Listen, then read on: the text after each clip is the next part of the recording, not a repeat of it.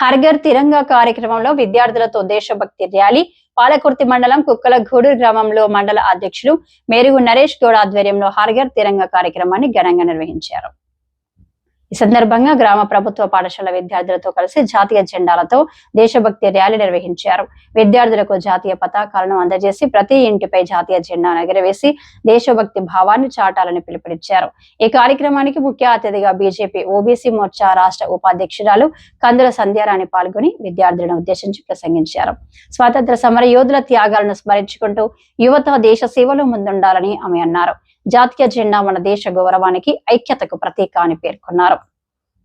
ఏ సంవత్సరం వచ్చింది? 1947లో స్వాతంత్రం వచ్చింది.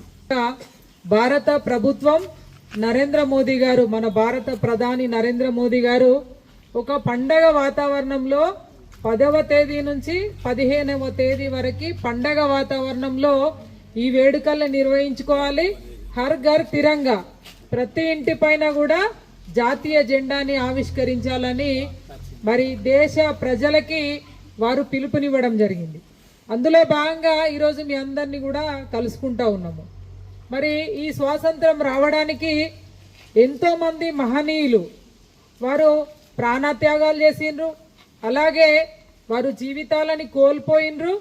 ఎంతో మంది త్యాగం చేస్తేనే ఈరోజు మన దేశానికి స్వాతంత్రం లభించి మరి వచ్చినటువంటి స్వాతంత్ర భారతంలో అనేక అవకాశాలని మనం పొందుతా ఉన్నాం, అనేక హక్కులని మనం అనుభవిస్తా ఉన్నాం.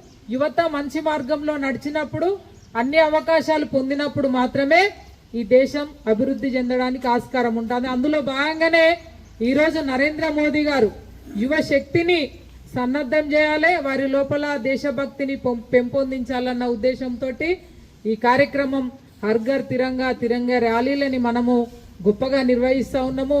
ఇది ఏ ఒక్కరిదో కాదు, ఇది ఇవాళ పండగలు మనము ప్రతి ఏడాది కూడా పండగల్ని జరుపుకుంటాం. ఏం పండగలు అవి? హిందువులు అయితేనేమో బతుకమ్మ బోనాలు, ముస్లిమ్స్ అయితేనేమో రంజాన్ పండగ, అదే క్రిస్టియన్స్ అయితేనేమో క్రిస్మస్ పండగని జరుపుకుంటారు. కానీ ఇది ఎవరి పండగ? ఇది భారతీయుల పండగ. ఇది ఏ ఒక్క కులానికి మతానికి సంబంధించింది కాదు. అందరూ కూడా భారతదేశంలో ఉన్నటువంటి ప్రతి పౌరుడు కూడా అందరూ కలిసి ఐక్యతతోటి జరుపుకునేటువంటి పండగ ఇది.